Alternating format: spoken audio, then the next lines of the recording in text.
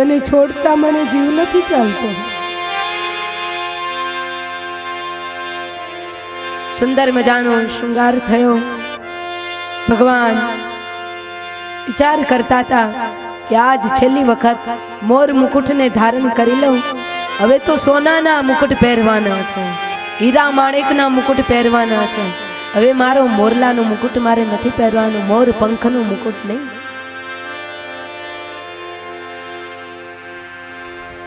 શૃંગાર થયો.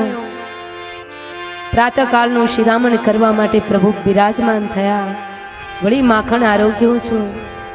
અને દાઉજી મહારાજ કૃષ્ણ કનૈયા તૈયાર થયા. અને આ બાજુ વ્રજની અંદર વાયુ વેગે વાત વ્યાપી ગઈ. કૃષ્ણાવલી, ચંદ્રાવલી, લલિતા બધી સખીઓ કહેવા લાગી, અરે સખી તને કંઈ ખબર છે? બોલે શું? તો કે હવે કનૈયો આપણને છોડી વ્રજધામ છોડી જાય છે મથુર. તો કૃષ્ણાવલીએ કહ્યું લલિતાને, સાંભળ લલિતા, તે કનૈયાનું કોઈથી દિલ દુભાવ્યું છે તો આપણને છોડીને જતા રહે છે? ત્યારે બધી ગોપીઓ કહેવા લાગી, નહીં નહીં, અમે તો કનૈયાનું દિલ ક્યારેય દુભાવ્યું નથી, પણ ખબર નહીં આજે વ્રજધામથી રૂઠ્યો, વ્રજવાસીથી રૂઠ્યો, આજે બધા છોડીને જતો રહ્યો.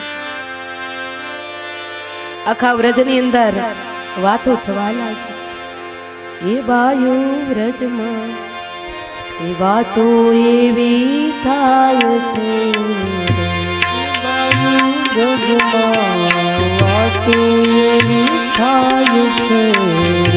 એ બાયુ વ્રજમાં એ વાતો એવી થાય છે, બાયુ વ્રજમાં વાતો એવી થાય છે. કૃષ્ણ બલભદ્ર મથુરામ જાય છે રે, કૃષ્ણ બલભદ્ર મથુરામ જાય છે. ડૂબવ્યા નથી દીનાનાથને, અમે ડૂબવ્યા નથી દીનાનાથને રે, અમે ડૂબવ્યા નથી દીનાનાથને, અમે ડૂબવ્યા નથી દીનાનાથને રે.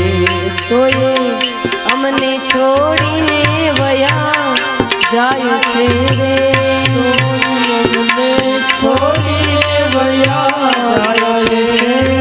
એ વાયુ વ્રજમાં વાતો એવી થાય છે, એ વાયુ વ્રજમાં વાતો એવી થાય છે. સવારના પ્રાતઃકાળે પ્રભુ તૈયાર થયા, રથારૂઢ થયા. એ વખતે ગોપીઓ બધી રથની આડી સુઈ ગઈ કે અક્રૂર, તારું નામ તારી ફોએ ખોટું પાડ્યું તો અક્રૂર નથી, ક્રૂરનો ક્રૂર છો, કારણ કે અમારા પ્રાણનાથને લઈને તું જઈ રહ્યો છો અક્રૂર. બીજું કે અક્રૂર સાંભળ, ગોપીઓ બધી કહેવા લાગી, તારે અમારા પ્રાણનાથને લઈને જવું છે ને જા, પણ પહેલા વહેલું આ રથનું પૈડું અમારા શરીર ઉપર ચાલશે. મેરે ભાઈ બહેન, આ તો વ્રજવાસીઓનું પ્રેમ, પ્રેમ પ્રેમ ક્યાં કરે. વ્રજવાસીનો પ્રેમ અનેરું હતું. મરવા માટે ગોપીઓ તૈયાર થઈ ગઈ કે અક્રૂર, તારા રથનું પૈડું પ્રથમ અમારા શરીર ઉપર ચલાવ, કારણ કે હવે અમે રીબાઈને મરીએ ના કરતા એક ઝાટકે મારી નાખ. કનૈયા વખત અમે એક પળ તો શું પણ એક ક્ષણ પણ અમે જીવી શકીએ એમ નથી અક્રૂર.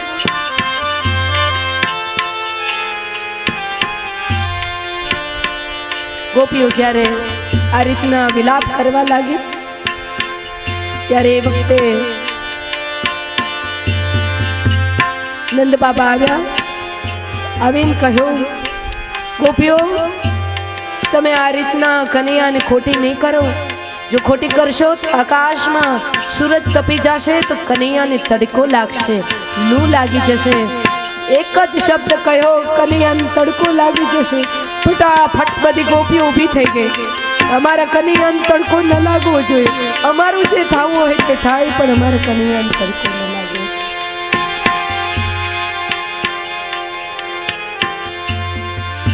રથ જ્યાં હાથમાં રથની દોરી સંચાર કરીને જ્યાં એક પૈડું આગળ વધ્યો, ત્યાં યશોદા મૈયાએ કનૈયાનું પિતાંબરી પકડ્યું અને કહ્યું, કનૈયા, આજ તારી માં તારી પાસે માફી માંગે છે. કનૈયાએ કહ્યું, કઈ વાતની માફી માં?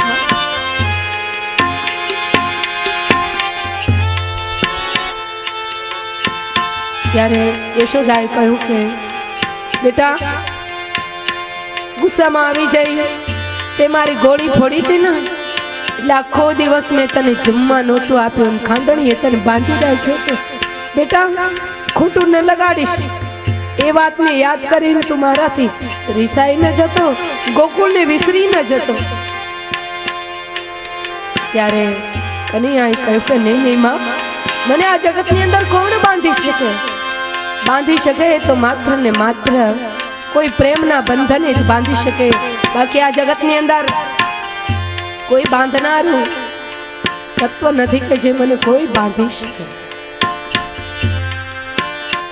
યશોદાને રડતા છોડી દ્વારિકાનાથ એ શ્યામ સુંદર વ્રજવનો નાથ અક્રૂરજીને આદેશ આપ્યો કે રથ ચલાવો મેરે ભાઈ બહેન. રથનું એક પૈડું પડ્યું ને એટલા સમયમાં તો જાણે યશોદાની ઉંમરમાં 100 વર્ષનો વધારો થઈ ગયો હોય એટલી યશોદા અશક્ત થઈ ગયા. ફટાફટ વ્રજધામ નો નાથ નીચે ઉતર્યો. નીચે ઉતરી રાધિકાજી પાસે જઈને કહ્યું, રાધિકાજી, છેલ્લી વિદાય નહીં આપો બાપ? હું તમારી અમાનત તમને આપવા આવ્યો છું. લો આ તમારી વાંસળી, લો આ તમારી કાળી કામળી. જ્યાં રાધિકાજીએ સાંભળ્યું કે વાંસળી દેવા માટે કનૈયો આવ્યો, રાધિકાજીને ચક્કર આવવા લાગ્યા. કનૈયાની સામું જોઈને કહ્યું, કનૈયા, તું વાંસળી નહીં વગાડ? કનૈયાએ કહ્યું કે નહીં નહીં રાધિકાજી, હવે તો શંખનાદો કરીશ, સુદર્શન ચક્ર ફેરવીશ, એ કાળનો પણ કાળ ખાંપે. ये तो छछिया पर छाछ पे नाच नचाती है, ताही आहिर की छोकरियां छालिया छाछ माटे થઈ. ને હું નાચ નાચ્યો શું કામ? મારા વ્રજવાસીઓનો પ્રેમ હતો. મેં બાંસુરી શું કામ બગાડી? મારા વ્રજવાસીઓનો પ્રેમ હતો. તમારી સાથો સાથ મેં નાચ નાચ્યા, તમારા કહે મેં ગીત ગાયા. તમે મને ભરી બજારમાં વેચ્યો તો પણ હું તૈયાર હતો. મારા ભક્ત માટે થઈને હું બધું કરવા માટે તૈયાર હતો. હવે તો બાંસુરીનો નાદ નહીં, હવે તો કાળને પણ કાંપે એવા શંખનાદો થશે. એ વખતે રાધિકાજીએ કહ્યું કે તારે જવું હોય તો કનૈયા તો તારે જા, અને કોણ અમે રોકવા વાળા? ધણીના ધણી કોઈ નથી હોતો, પણ કનૈયા જાવું હોય તો જા, અમારો એક દોહરો સાંભળીને જા. બહાં છુડા કે જાત હો નિર્બલ જાની મોહી, લેકિન હૃદય છુડા કે જાય તો મર્દ વખાણું તો હે. એકવાર અમારી બાઈને તો અમે તો નોધાત કહેવાય, અમે ઓશિયાળા કહેવાય ને, અમને છોડીને તું જતો રહે છે. એક વખત જો અમારું હૃદય ઠુકરાવીને જાય ને તો હું તને મર્દ વખાણું. કનૈયાની આંખમાં આંસુ આવ્યા કે વ્રજવાસીઓએ જે મને પ્રેમ કર્યો છે ને, પ્રેમનો ઋણ એકેય જન્મ હું ભરપાઈ નહીં કરી શકું. तुम्हारी याद में गोकुल रोया गैया भी रोई, कृष्ण तुम्हारी याद में गोकुल रोया गैया भी रोई, कृष्ण तुम्हारी याद में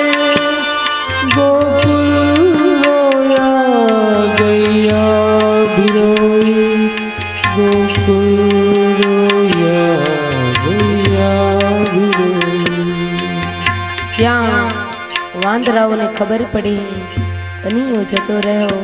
વાંદરા આજ લોધાર બન્યા, ઝાડે ચડી એકલા એકલા રડી રહ્યા છે. હવે અમને માખણ કોણ ખવડાવશે? કૂતરાઓને ખબર પડી કનૈયો ગયો, રડવા લાગ્યા. ગાયોને ખબર પડી, એમાંય ગંગી ગાયનું જ કનૈયો જે દૂધ પીતો, કાળી ગાયનું દૂધ, એ ગંગી ગાયને ખબર પડી કે મારો શ્યામ સુંદર ગયો, હજી તો કનૈયો ગોકુળની સરહદ પાર પણ નહીં કર્યો હોય. ત્યાં તો એ ગંગી ગાયે 3 વખત હંભા હંભા હંભા કહી કૃષ્ણ વિરહમાં પોતાના પ્રાણ છોડી દીધા. સંધ્યાનો સમય થયો. જ્યાં સુધી કનૈયાનો રથ દેખાણો ને ત્યાં સુધી તો યશોદામાં ઊભા રહ્યા. પણ સંધ્યાનો સમય થયો અને યશોદામાં ને બધી ગોપીઓ વ્રજ વનિતાઓ કહેવા લાગી કે માં હવે ઘરમાં ચાલો, દીવો પ્રગટાવો, ભગવાનના દીવાબત્તી જલાવો. ત્યારે યશોદાએ કહ્યું, કોના માટે દીવો કરું, શા માટે કરું? કારણ દીવો તો હું એટલા માટે કરતી કે મારા કનૈયાનું મોં જોવા મળે. આજે દીવો ઘરની અંદર કરીને હું કોનું મોઢું જોઈશ? મારા જીવનની અંદર સદાને માટે અંધકાર અંધકાર ને અંધકાર છવાઈ ગયો. હવે હું નથી કરી શકું એમ દીવો. સારું વ્રજ રડતું રહેવું મેરે ભાઈ બહેન. જેને જ્યાં જગ્યા મળી બધા જ વ્રજ ભક્તો ત્યાં ત્યાં બેસી કનૈયાને પુકારવા લાગ્યા છે. આ બાજુ ભગવાન શ્રી કૃષ્ણ બધાને રડતા રાખી, બધાને આશામાં રાખી મથુરા તરફ પ્રયાણ કર્યું છે. મેરે ભાઈ બહેન, અયોધ્યા વાસીઓ તો ભાગ્યશાળી થયા કે 14 વર્ષ રામ પાછા આવ્યા. પણ અમારે વ્રજવાસીઓ અભાગી ઠહેરા. ગયા તે ગયા, કનૈયો પાછા આવવાના કોઈથી વાવડ જ ન મળ્યા.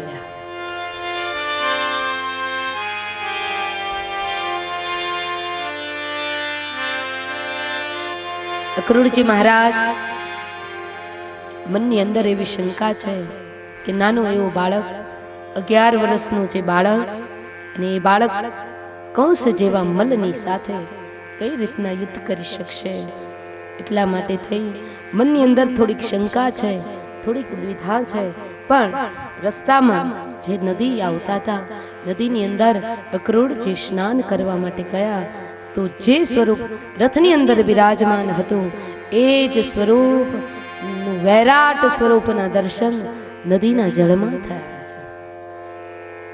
રથ આગળ ચાલ્યો અને મેરે ભાઈ બહેન મથુરા પહોંચ્યો છે.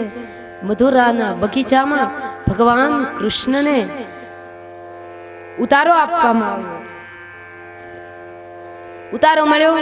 અક્રૂરજી ગયા કંસની પાસે, આમાં આ વાંદર વેચા કોઈ દિવસ અદબ પાડીને લાઈનમાં ઊભી રહે ને, લાઈનમાં અદબ પાડીને આમ ઊભી રહે.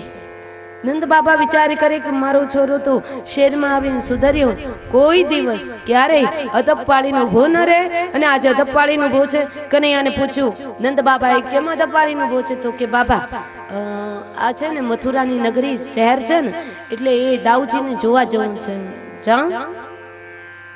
નંદ બાબાએ કહ્યું, નહીં નહીં, આ આપણી ગોકુળ નથી, હો ગામડું નથી આ ગોકુળ, આ તો રાજા ધીરાજ કંસની નગરી છે, એટલે આમાં જ્યાં ત્યાં ન ફરાય.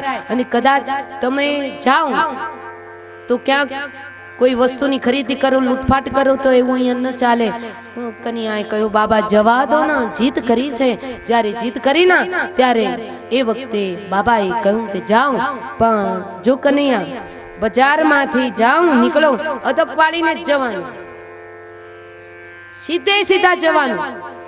હા બાબા, સીધે સીધા જઈશું, પણ રસ્તામાં ક્યાંક દીવાલ આવશે તો કે એવા ખોટા અરત નહીં કર.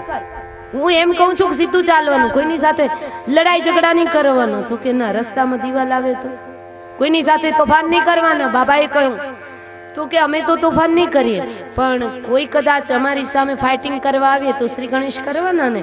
બાબા કે તમે સીધા નહીં રહો, આ કંસરાયની નગરી છે. બાબા જવા દો ના, જીત કરી છે.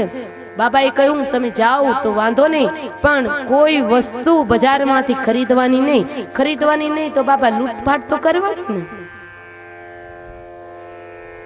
બાબાએ કહ્યું તમે સીધા નહીં ચાલો, નથી જવું, નકામાં જેલમાં પુરાઈ જશે. પણ જીદ કરી છે કનૈયાએ, અને બાબાએ હા પાડી. ભોળા છે ને, યશોદા માં કરતા નંદ બાબા બહુ ભોળા છે, એટલે બાબાએ હા પાડી કે હું જાઉં તો તમ તારે, પણ તોફાન નહીં કરતા, ધીંગા મસ્તી નહીં કરતા. અને 11 વર્ષના અને 52 દિવસના ભગવાન શ્રી કૃષ્ણ છે અને મથુરાના રાજમાર્ગ ઉપર નીકળ્યા. આ તો હતા ગોવાળિયા ને બધા. લાકડી ઊંચી કરી, મોજ આવે એટલે એને બોલાવ્યો જય જયકાર. એક એનો કોડવર્ડ હતો કે જ્યારે એને મોજ આવે ને ત્યારે કયો જય જયકાર બોલાવે?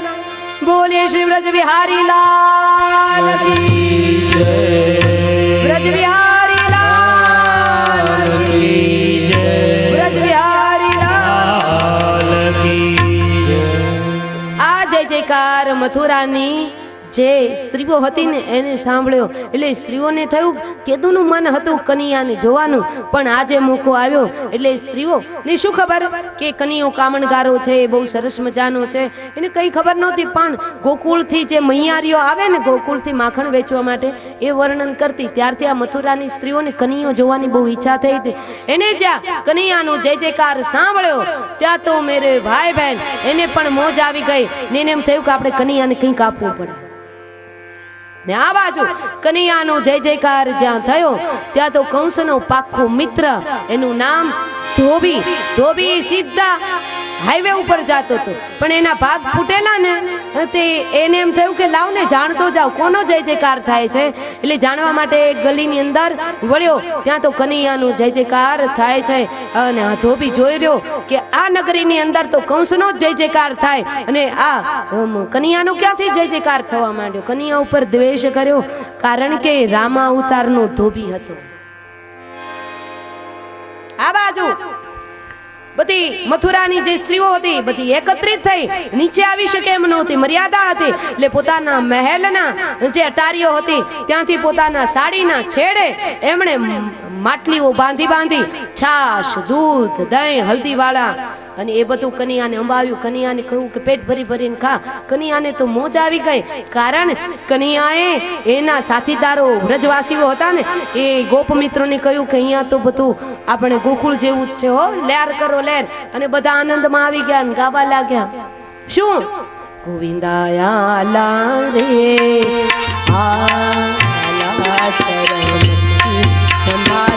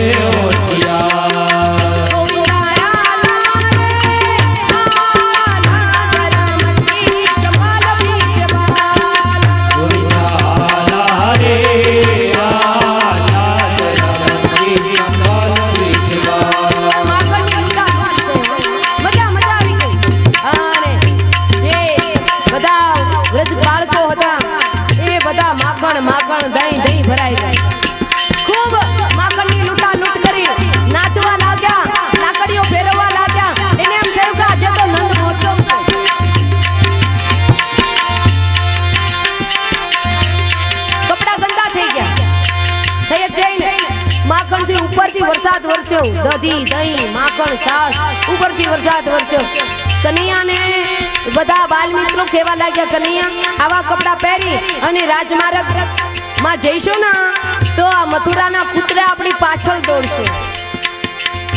એટલે હવે કપડાનું શું કરીએ? બીજી જોડી તો ઉદ્યાનમાં બગીચામાં પડ્યા છે, શું કરીશું? તો કે કાંઈ વાંધો નહીં, ધોબી આવે જ છે. અને રાજમાર્ગ તરફથી ધોબી બરાબર કનૈયાની પાસે આવ્યો. કનૈયા દાઉજી મહારાજ ગયા. કનૈયાને તો મનમાં એમ છે કે આ તો પૂર્વ જન્મનો રામા અવતારનો ધોબી છે. રામા અવતારમાં તો કઈ ન કર્યું, પણ આ વખતે સીધો કરો.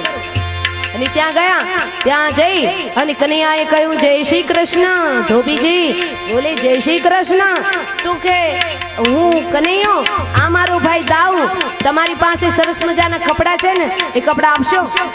ધોબીએ કહ્યું, આ તો રાજા ધીરાજ કંસરાયના કપડા છે. આ કપડા જો તમારે પહેરવા હોય ને તો તમારે મથુરાના રાજા કંસને ત્યાં જન્મ લેવો પડે. કનૈયાએ કહ્યું, એમ? તો કે હા. દાઉજીને કહ્યું, દાઉ બાબાએ ભલે ના પાડી, પણ કરીએ શ્રી ગણેશ, ચમત્કાર વગર મારા વાલાનો કોઈનો નમસ્કાર નહીં થાય. કરવો છે? બોલે હા. અને દાઉજી મહારાજે બે હાથ પકડ્યા અને એક પડાકો માર્યો તો ધરતી મસ્તક અલગ. અને એ ધોબીનું માથું ઉડીને ક્યાં પડ્યું ખબર? બરાબર જાહેર રસ્તામાં, જાહેર ચાર ચોક ભેગા થતા હતા ને, એમાં પેલા કરિયાણાની દુકાન વાળો જે દુકાનદાર વણિક હતો ને, એ વણિકના જોખવાનું જે પલ્લું હોય એમાં જઈને આ કંસનું માથું પડ્યું. તો એ ત્રાજવામાં પડ્યું. ત્રાજું ઊંચું નીચું થાય તો પેલો જોયા કરે કે આ માથું આવ્યું ક્યાંથી? વગર કોઈનું ખૂન નથી થયું ને માથું આવ્યું ક્યાંથી?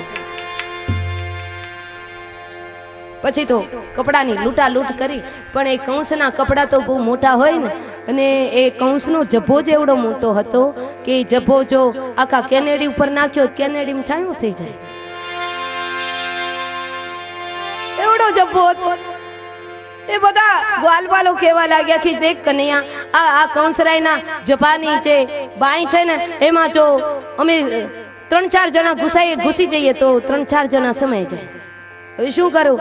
કનૈયું કે ચિંતા કરવાની જરૂર નથી, સામે દરજીની દુકાન છે. તો બાલ મિત્રોએ કહ્યું, પણ અત્યારે લગ્નગાળો ચાલે છે, નહીં સીવી આપે. તો કે એ શું, ગમે તે સીવી આપશે, આપણે જઈએ તો ખરા. અને બધા પહોંચ્યા છે, એક સામટા બધા ઘૂસી ગયા દરજીની દુકાનમાં. દરજીને એમ થયું કે કંસનો પાકો મિત્ર ધોબી તો મરાયો, પણ મારે જીવતું રહેવું હોય તો અર્જન્ટ કામ લઈ લો. એટલે જેટલા વરરાજાની સફારીઓ સીવવાનું આવ્યું હતું ને, બધું એક બાજુ મૂકી દીધું અને કહ્યું કે જય શ્રી કૃષ્ણ, પધારો પધારો કૃષ્ણ ભગવાન. અને ભગવાને કહ્યું કે મારે લાયક કોઈ સેવા? કનૈયાએ કહ્યું, હા સેવા તો એવી છે, અર્જન્ટ કપડાં સીવી આપો. ઓલરેડી કપડું છે પણ માપનું નથી, રેડીમેડ સરસ મજાના કપડાં અમને મળ્યા નહીં, એટલે કંસના જે જબ્બા છે, આ સલવાર છે, એમાંથી નાના કપડાં બનાવી આપો. અમારે લાયક સરસ મજાના કપડાં બનાવી આપો. એ વખતે મેરે ભાઈ બહેન અર્જન્ટ કામ લીધું દરજીએ.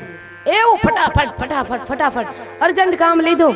અને પછી એ વ્રજવાસીઓના જે નાના ભગવાન કૃષ્ણના જે બાલ મિત્રો હતા, એ બાલ મિત્રોએ કપડાં બદલાવાની શરૂઆત કરી. પણ ક્યાં? રાજમાર્ગ ઉપર. એને કઈ કમરાની જરૂર નહીં, એને કઈ રૂમની જરૂર નહીં, એને કોઈ પડદાની જરૂર નહીં. અને રાજમાર્ગ ઉપર જ કપડાં બદલાવા માંડ્યા. એટલે ત્યાંથી નીકળતા જે લોકો હતા ને, એને મથુરાના લોકોએ એને કહ્યું કે તમને કઈ ગામડાથી આવ્યા તો ગામડા જેવા જ રહ્યા, તમને કઈ શરમ બરમ જેવું છે? તો એ બાલ મિત્રોએ, ગોકુળના બાલ મિત્રોએ, કનૈયાના ભક્તોએ જવાબ આપ્યો કે અમને તો શરમ નથી આવતી, તમને આવતી હોય તમે આંખો બંધ કરી દો, કાપી છે મોઢું ફેરવી જાઓ, અમને તો શરમ નથી આવતી. પછી સરસ મજાના એ બાલ મિત્રો કપડા પહેરીને આવ્યા. તો એક નંબરનો આવ્યો ને, જે એ આવીને કનૈયાને કહેવા લાગ્યો, કનૈયા હું કેવું લાગું? કનૈયો કે તું તો ઇન્દ્ર જેવું લાગે છે. બીજો આવ્યો, કનૈયા હું કેવું લાગું? તું તો વરુણ જેવું દેવું લાગે છે. ત્રીજો આવ્યો, કનૈયા હું કેવો લાગુ છું? તું તો વિષ્ણુ જેવું લાગે છે. ચોથો આવ્યો, કનૈયા હું કેવો લાગુ છું? તો કે તું તો વામન ભગવાન જેવું લાગે છે. પાંચમો આવ્યો, કનૈયા હું કેવો લાગુ? અરે કનૈયાએ કહ્યું, તું તો હેન્ડસમ, તું તો સરસ મજાનો મૂર્તિયા જેવું લાગે છે. જો કોઈ કન્યાનો મેળ પડી જાય તો હમણાં તારા લગ્ન કરાવી દે, એવું સરસ મજાનો લાગે. સુંદર મજાના વસ્ત્રાભૂષણો કર્યા અને ત્યારબાદ મેરે ભાઈ બહેન ભગવાન કહે હું જેની પાસે કામ કરાવું સેવા કરાવું એનું કોઈ દિવસ ઋણ રાખતો નથી, અનંત ગણું કરી અને હું આપવા માટે બંધાયેલો છું. એ ન્યાય ભગવાન શ્રી કૃષ્ણે દરજીને આશીર્વાદ આપ્યા. જા હું તને આશીર્વાદ આપું છું કે દરજીનો દીકરો જીવે ત્યાં સુધી સીવે, અને બીજું કે જ્યારે 2012ની સાલ આવે અને એમાં લગ્નગાળો આવે અને એ લગ્નગાળાની અંદર કોઈ મૂર્તિઓ તારી પાસે સફારી સીવડાવવા આવે તો એને 10,000માં વેતરી નાખજે. જા મારા તને આશીર્વાદ. પછી ઘણા લોકો કહે હવે દરજી તો ભાઈ બહુ મોંઘા થઈ ગયા, બહુ મોંઘા થઈ ગયા, પણ એમાં આપણે ચિંતા કરવાની જરૂર નથી. ભગવાનના આશીર્વાદ દરજીએ લીધા છે. ત્યાંથી પ્રભુ આગળ ચાલ્યા તો મેરે ભાઈ બહેન એક થોડું ચંદન લઈ અને શૈરંદ્રી જતી હતી. એને મથુરાની અંદર કુબડી કહીને બોલાવતા હતા. 3 અંગેથી વાંકી હતી, પણ ભગવાન એ કુબડીની પાછળ પડ્યા અને કહ્યું અરે ઓ શૈરંદ્રી ક્યાં જતી હતી? કંસરાયના રાજમહેલે કંસરાય પાસે અલગ અલગ પ્રકારના ચંદન ઘસી કંસરાય પોતાના શરીરે ચંદનનું લેપન કરે. કુબડીની પાસે એક કળા હતી એટલે ભગવાન એમની પાસે ગયા અને મધુર ટંકોરી જેવો અવાજ કાઢી અને કહ્યું અરે ઓ શૈરંદ્રી, અરે ઓ સુંદરી. કુબડી હતી છતાંય ભગવાને એને કુબડી ન કહી, એમણે કહ્યું અરે ઓ શૈરંદ્રી સુંદરી તું મને ચંદન કરી આપીશ. ઓલી આમ કરીને આમ જોયું, અહીંથી આ બધું પેલું જોઈન્ટ હતું, ફ્રી નહોતું, આમ આમ થઈ શકે એમ જોઈન્ટ હતું. કહ્યું તું મને ચંદન કરી આપીશ? તો કે હા કેમ, કંસને નથી કરું, કંસને તો ત્રિશેદી કરું, તમે તો મારા મહેમાન કહેવાઓ, ચાલો ચાલો તમને ચંદન કરી આપું. ભગવાનને તિલક કર્યું, ગ્વાલપાલોને પણ સાથોસાથ તિલક કર્યું. તો ભગવાન કહે મને તિલક કરે એના ઉપર પણ હું પ્રસન્ન થાવ. કોઈ પણ ડોક્ટર નહીં, કોઈ ક્લોરોફોર્મ નહીં, કોઈ ઓપરેશન થિયેટર નહીં. ભગવાને એક પગથી કુબજાનો પગ દબાવ્યો, બીજો હાથ એ કુબજાના કેડ ઉપર રાખ્યો અને હાથ ઉપર બીજા હાથથી ભગવાને એની દાઢી ઊંચી કરીને તો માથું આમ જોઈન્ટ થઈ ગયું હતું ને, કુંધની સાથે ફ્રી થઈ ગયું એકદમ. સરસ મજાની સુંદરી બની ગઈ. ભગવાને એને સુંદરી કહીને પુકારી તો ભગવાને એને સુંદરી બનાવી પણ ખરી. એક તિલક કરે કનૈયાને તો ભગવાન એને મેરે ભાઈ બહેન સુંદરી બનાવી દીધી. ભગવાન અનંત ગણું આપી દેતો હોય છે, આપણને ખબર નથી હોતી. જો ભગવાનનું કામ કરીએ ને ભગવાન અનંત ગણું આપણને આપી દેતો હોય. સુંદરી કહીને બોલાવી અને પછી ભગવાનની સામે હસી. શું કામ હસી? કે મનમાં વિચાર આવ્યો મેં ભી શ્યામ હું ભી શ્યામ, તારી ને મારી કનૈયા જોડી જામે એવી છે. કનૈયાનું પિતાંબરે ઉતરીએ જે ઉપરનું હતું એ ઉતરી એનો છેડો પકડ્યો. પ્રભુજીને કહ્યું કે પ્રભુજી મારે મોલે પધારો. ત્યારે પ્રભુજીએ કહ્યું કે હજી મારે ઘણા બધા કામ છે એટલે અત્યારે નહીં આવું. તારી મહેમાન ગતિ, તારા ઘરે થાળ સ્વીકારવા, તારી પ્રસાદી સ્વીકારવા માટે હું પછી આવીશ નિરાતે, પણ મારું જે એમ છે, ટાર્ગેટ છે એ પૂરો કરવાનો છે, અત્યારે મને જવા દે. ત્યાંથી પ્રભુ આગળ વધ્યા તો મેરે ભાઈ બહેન વ્યાપારીઓ બેઠેલા, એ વ્યાપારીઓએ પાન બીડામાં ભગવાને એક પાંદડામાં છેતરી લીધા. હો આવો આવો, પધારો પધારો પ્રભુ, તમારા દર્શન કરવા માટે તો મારી આંખો બહાર નીકળી ગઈ. પ્રભુ પધારો પધારો કઈ અને જ્યાં પ્રભુને સન્માન આપ્યું, પ્રભુ રાજી થયા. પાન બીડું ખવડાવ્યું, પ્રભુ રાજી થયા. અને એ વ્યાપારીઓને પૂછા કરી છે ભગવાને તમારે શું જોઈએ? વ્યાપારીઓ કહ્યું રૂપિયા જોઈએ. અને ભગવાને આશીર્વાદ આપી દીધા, જાઓ તમે શુભ લાભ સવાયો કરજો તો શુભ સવાયું થશે, પણ ભેળસેળ ન કરતા આવા મારે તમને આશીર્વાદ છે. ભેળસેળ થશે તો ત્યાં કનૈયાના આશીર્વાદ ન ઉતરે. ત્યારબાદ પ્રભુ ત્યાંથી આગળ વધ્યા તો માળીઓ બેઠા હતા. માળીઓએ ભગવાનને સુંદર મજાના હાર, પુષ્પના હાર પહેરાવ્યા. ભગવાન રાજી થયા અને માળીઓને ભગવાને આશીર્વાદ આપ્યા કે માળીનો દીકરો ગમે ત્યાં દુકાન નાખીને બેસશે પણ માળીનો દીકરો ક્યારે ભૂખો નહીં રહે. ત્યારબાદ પ્રભુ આગળ વધ્યા તો મેરે ભાઈ બહેન બ્રાહ્મણો બેઠેલા, પ્રખંડ વિદ્વાન બ્રાહ્મણો. પણ બ્રાહ્મણોને થયું કે આ નાનો એવો છોરો, અમારે શું એની સ્તુતિ કરવાની હોય, એ અમારી સ્તુતિ કરે. બ્રાહ્મણો અહંકારથી બેઠા રહ્યા, પોતાને સ્ત્રી સૂક્ત આવડતા હતા, પુરુષ સૂક્ત આવડતા હતા, મંત્રો આવડતા હતા, છતાંય કનૈયાની મહાપૂજા ન કરી, કનૈયાની અર્ચા ન કરી, કનૈયાના વેદોક્ત મંત્ર ન ભણ્યા. એટલે કનૈયો કે કઈ વાંધો નહીં, બ્રાહ્મણ છે ને, જતું કરો. કનૈયાએ કઈ બ્રાહ્મણોને કહ્યું નહીં, એમને પ્રણામ કરીને આગળ નીકળી ગયા. પણ કનૈયો કે મને તો ખોટું જરાય નથી લાગ્યું, પણ કનૈયાના ધર્મપત્ની મહાલક્ષ્મીને ખોટું લાગી ગયું. ત્યારથી બ્રાહ્મણોના ઘરમાંથી લાજ કાઢીને ગયા, એ ગયા, પછી આવ્યા. પણ જ્યાં જ્યાં જે બ્રાહ્મણો ઠાકોરજીની સેવા કરે, ભોળાનાથની મહાપૂજા કરે અને સંતોષ રાખે, એના ઘરે હવે પાછા મહાલક્ષ્મીજી પધાર્યા પણ છે. પછી ભગવાને પૂછ્યું કે અહીંથી ધનુષ યજ્ઞમાં જવાનો માર્ગ કયો? ભગવાન ધનુષ યજ્ઞમાં ગયા, ધનુષ્યના 2 ટુકડા કર્યા અને એ સાથે જ કંસના મૃત્યુના મંડાણ થયા. મેરે ભાઈ બહેન, બ્રાહ્મણોએ કહેલું કે જો ધનુષ્ય યજ્ઞમાં ધનુષ તૂટી જશે તો તારું મૃત્યુ થશે. ધનુષ્યના 2 ટુકડા કર્યા, એ સાથે જ કંસના મૃત્યુના મંડાણ થયા. બીજે દિવસે હવે મલ્લયુદ્ધ થવાનું હતું, કંસનું આમંત્રણ હતું અને આ બાજુ ભગવાન શ્રી કૃષ્ણ દાઉજી મહારાજ રંગમંડપની અંદર એ જાય છે. ત્યારે બરાબર જ્યાં પ્રવેશ દ્વારની અંદર પ્રવેશ કરે એ સાથે જ કુલાપીડ હાથીને શ્રાપ પાય અને મોકલવામાં આવ્યો. કુલાપીડ હાથી ચિત્કાર કરતો કરતો ભગવાન શ્રી કૃષ્ણની સામે આવ્યો, ભગવાનને મારી નાખવા માટે. કુલાપીડ હાથી જ્યાં આવતો જોયો ને, દાઉજી મહારાજે કહ્યું કનૈયા સાવધાન. અને કુલાપીડ હાથી કનૈયા ઉપર જ્યાં પ્રહાર કરવા માટે જાય, કનૈયાએ પોતે નિશાન ચુકાવ્યું. કુલાપીડ હાથીના બંને દાંત જમીનની અંદર ખૂંપ્યા. ભગવાને એક મુષ્ટિકાનો પ્રહાર કર્યો, કુલાપીડ હાથી મરાયો. એના ઉપર બેઠેલો મહારથી જ્યાં ભાગવા ગયો, દાઉજી મહારાજે પકડ્યો. ક્યાં જાય છે? એમને એમ તે પ્રસાદ લીધા વગર થોડું જવાતું હશે, એમને એમ ન જવાય.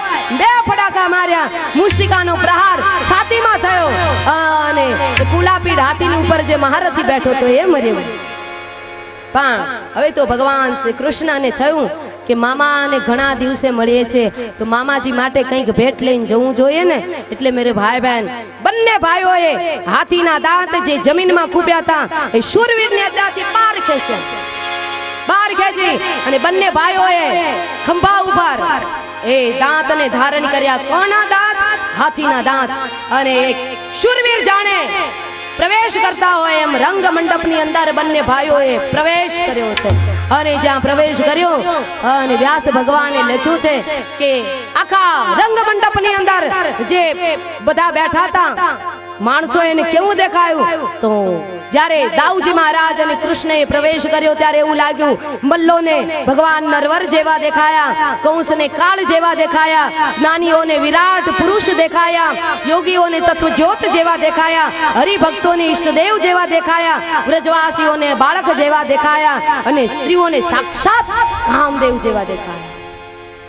અંદર પ્રવેશ કરતાની સાથે જ મેરે ભાઈ બહેન ચારો મુષ્ટિક, શલ, તોશલ આદિ જે મલ્લો હતા પોતાના શરીર ઉપર તેલ ચોપડવા લાગ્યા, તેલનું માલિશ કરવા લાગ્યા, પૂજાબળ બતાવવા લાગ્યા, બાહુબળ બતાવવા લાગ્યા. કનૈયાની સામે એમને આદેશ આપવા લાગ્યા કે અમારી સાથે યુદ્ધ કરવા માટે અખાડાની અંદર આવ કનૈયા. ત્યારે કનૈયાએ કહ્યું કે મલ્લ યુદ્ધનો કોઈ પણ યુદ્ધનો નિયમ છે કે યુદ્ધ તો સમાનની સાથે થાય. તમે બધા મલ્લો રહ્યા, અમે 11 વર્ષના બાળક કહેવાય, એટલે અમે તમારી સાથે યુદ્ધના નિયમનો ભંગ કરી અને અખાડાની અંદર ન આવી શકીએ.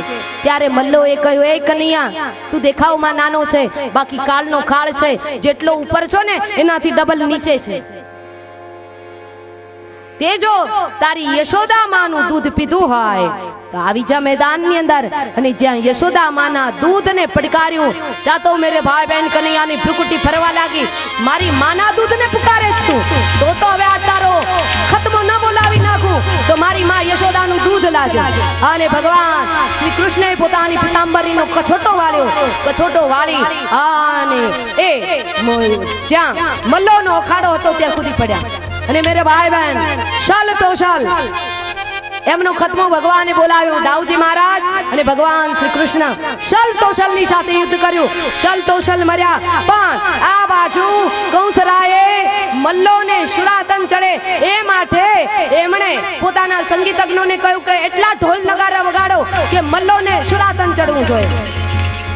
ચારુણ અને મુષ્ટિક આવ્યા. ચારુણની સાથે ભગવાન કૃષ્ણ, મુષ્ટિકની સાથે દાઉજી મહારાજ. ભયંકર યુદ્ધ થવા લાગ્યો છે અખાડાની અંદર. અને આ બાજુ નંદ બાબા ચિંતાતુર થવા લાગ્યા, આકુળ વ્યાકુળ થવા લાગ્યા કે હે નારાયણ, હે સત્યનારાયણ ભગવાન, મારા કન્યાને ઊની આંચ ન આવી જોઈએ. જો અમે એકાદશીનું વ્રત બરાબર કર્યું હોય તો. નંદ બાબાને થયું કે અમે શા માટે આવ્યા હતા ને આ શું થઈ ગયું. ભયંકર યુદ્ધ થવા લાગ્યું. પણ ભગવાન શ્રી કૃષ્ણે ચારુણને માર્યો, દાઉજી મહારાજે મુષ્ટિકને માર્યો. અને પછી બધા મલોને કહેવા લાગ્યો, કોણ કંસ, કે હવે જલ્દી કરો, આ છોરાને પતાવી નાખો. પણ બધા મલો એ અખાડાની અંદર જે દોરીઓ બાંધી હતી ને, એ કૂદી કૂદીને દિવાલ ફેંકીને સીધી હાઈવે ઉપર ભાગવા માંડ્યા. કારણ કે બધા મલોએ નક્કી કર્યું કે કંસ તો મરવા બેઠો છે, આપણને મારી નાખશે, જીવતું રહેવું હોય તો ભાગી જાઓ. બધા મલો ભાગ્યા. અને આ બાજુ ભગવાન શ્રી કૃષ્ણે દાઉજી મહારાજને કહ્યું કે દાઉજી મહારાજ, ઘણા સમય થયા, તમે યુદ્ધ કર્યું, હવે વિશ્રામ કરો. હવે તો સાચો મામલો મારો કંસ સાથેનો છે, હું પતાવી દઈશ, હિસાબ ચૂકતે કરીશ. અને ભગવાન શ્રી કૃષ્ણ 52મા પગથિયા ઉપર જે કંસ બેઠો હતો એ સિંહાસન ઉપર ભગવાન શ્રી કૃષ્ણે પોતાની માં યશોદાને યાદ કર્યા, ગુરુવર્ય ગર્ગાચાર્ય મહારાજને યાદ કર્યા. અને ભગવાન શ્રી કૃષ્ણે પોતાની પિતાંબરીનો કછોટો વાળી દરદરથી દોઢ મૂકી.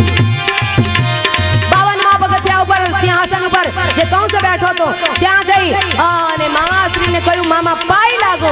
અને જ્યાં કનૈયો પગે લાગવા માટે ગયો ત્યાં તો મામાએ મ્યાનમાંથી તલવાર ખેંચી અને કનૈયા ઉપર વાર કરવા માટે જાય. કૃષ્ણ અને કનૈયાનું ભયંકર યુદ્ધ થવા લાગ્યું છે. થોડી વાર કનૈયો ઉપર, થોડી વાર કંસ ઉપર ભયંકર દ્વંદ્વ યુદ્ધ, મલ્લ યુદ્ધ થવા લાગ્યું.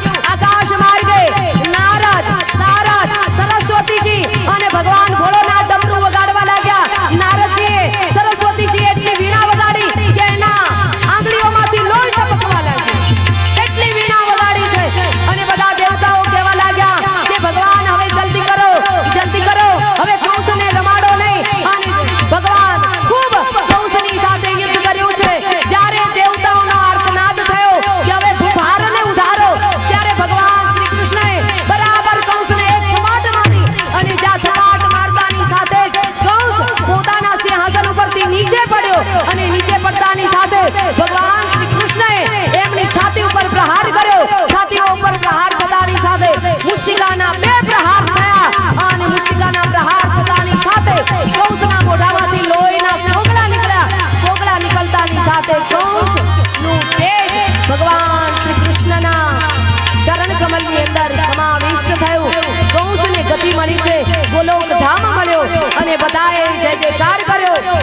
બોલીએ મથુરાધીશ નરેશ ભગવાન. હવે મથુરાનો રાજા કૃષ્ણ કનૈયો થયો. પણ મેરે ભાઈ બહેન, અસલી રાજા ભગવાન શ્રી કૃષ્ણે કોઈનું રાજ સ્વીકાર્યું નથી, સંપત્તિ કોઈની લીધી નથી. જેની હતી ને એને આપી દીધી. ઉગ્રસેન દાદાને રાજ્ય પદે બિરાજમાન કર્યા. અને ભગવાન શ્રી કૃષ્ણ એ ગયા છે વિદ્યાભ્યાસ કરવા માટે. વિદ્યાભ્યાસ કરી અને 64 દિવસમાં બધી 64 કળાઓ પ્રાપ્ત કરી. અને સુદામદેવજીની સાથે મિત્રાચારી બાંધી અને પાછા પધાર્યા છે મથુરામાં. પણ મથુરાના રાજા કંસની 2 રાણીઓ અસ્થિ અને પ્રાપ્તિ વિધવા થઈને એટલે રડતી રડતી ગઈ પોતાના પિતાની પાસે, જરાસંધની પાસે. જરાસંધને જઈને કહેવા લાગી કે પિતાજી, અમે વિધવા બની. આ વેરવાળો અને જરાસંધે મથુરા ઉપર 17 વખત આક્રમણ કરાવ્યું. 17 વખત આક્રમણ કરાયું. ભગવાને 17 વખત જરાસંધને પરાજિત કર્યો. પણ 18મી વખત કાળયવનને સાથે લઈ અને આવ્યો છે જરાસંધ. ત્યારે ભગવાન વિચાર કરે હવે શું કરવું. ને બરાબર એ જ વખતે ભગવાન શ્રી કૃષ્ણએ વિશ્વકર્માને બોલાવ્યા. આદેશ આપ્યો કે જાઓ સમુદ્રના કિનારે ત્રિકુટ પર્વત, ત્યાં તમે સુંદર મજાની એક નગરીનું નિર્માણ કરો. 100 વર્ષ સુધી જ મારે નગરીની અંદર રહેવાનું છે. સમુદ્ર દેવને કહેજો કે મને થોડી જગ્યા આપે.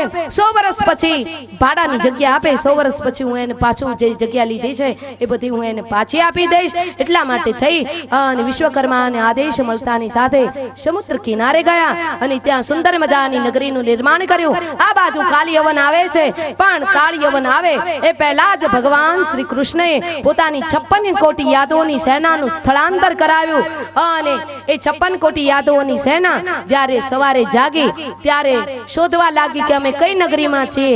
દ્વારકા દ્વારકા દ્વારકા બોલવા માંડી એટલે નગરીનું નામ પડ્યું છે દ્વારિકા. અને આ બાજુ ભગવાને 18મી વખત માતાઓ થોડી વાર માટે બેસી જાઓ, વચ્ચેથી આમ તેમ ચાલ્યા ન કરો. શું એવું અગત્યનું કામ છે? જ્યાં ઊભા છો ને ત્યાં જ બેસી જાઓ, ખોટે ખોટા ઊભા થાઓ અને વિક્ષિપ્ત તરણ ન કરો કથાની અંદર. હવે 10 મિનિટની કથા છે, જ્યાં ઊભા છો ત્યાં બેસી જાઓ, કોઈ વચ્ચેથી અહીંથી નીકળશો નહીં.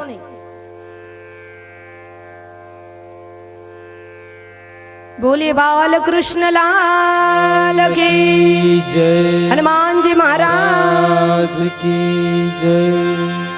18મી વખત ભગવાન જરાસંધની સાથે યુદ્ધ કરતા કરતા ભાગ્યા.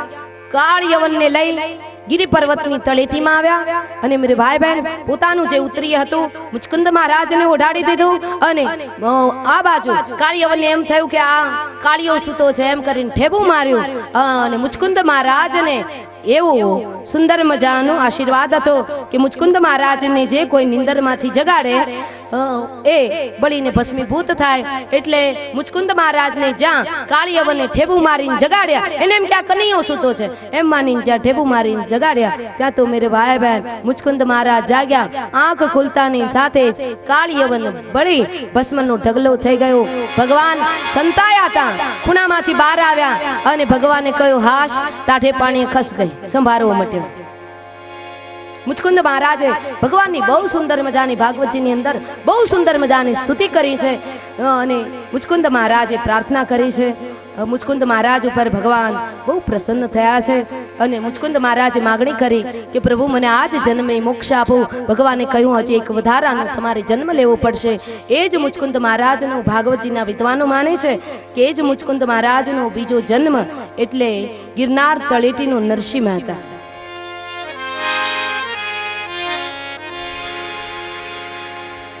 અને ત્યારબાદ ભગવાન ગુપ્ત ભોયરેથી નીકળ્યા તો સીધા દ્વારિકા પહોંચ્યા છે મેરે ભાઈ બહેન.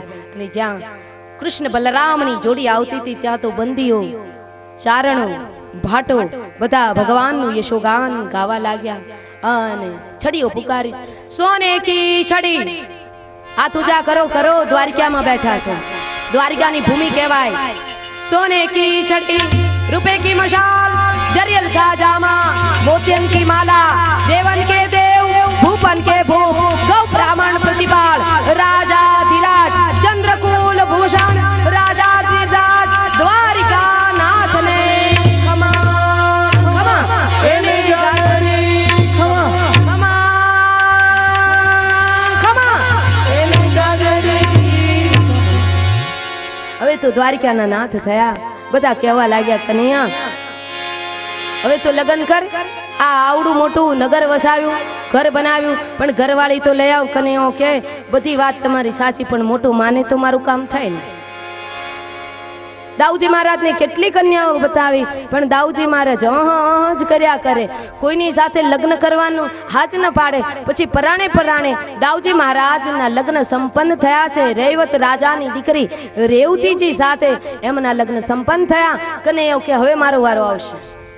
અને આ બાજુ મહારાષ્ટ્રની કન્યા મેરે ભાઈ બહેન અને એ વિદર્ભ દેશની કન્યા મહારાષ્ટ્ર એ રૂકમણી જ્યારે ઉંમર લાયક થયા ત્યારે એમના પિતા ભીષ્મજીએ કહ્યું કે બેટા હવે તમને તમારા લગ્ન કરવા જોઈએ. રૂક્ષ્મણી કહ્યું નહીં નહીં મારે લગ્ન નથી કરવા. એટલે દીકરીની વાત પિતા સમજી ગયા અને કહ્યું કે બેટા તમારા મનની અંદર કોઈ સાવરો સલોનો વસી ગયો છે. એટલે શરમાતા શરમાતા હા પાડી. રૂક્ષ્મણીજીએ કહ્યું કોણ?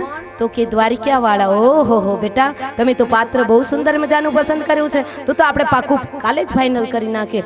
તો એ બંને બાપ દીકરી વાત કરતા હતા ને એમાં રૂકમૈયો ટપક્યો અને રૂકમૈયાએ આવીને કહ્યું કે પિતાજી શું પાકું કરવાની વાત કરો છો?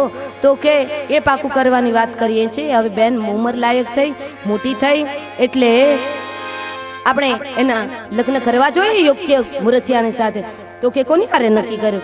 તો કે નક્કી તો હવે બેવિશાળ દ્વારિકાનાથની સાથે કરે. તો કે હું તો પાકું કરીને આવ્યો છું.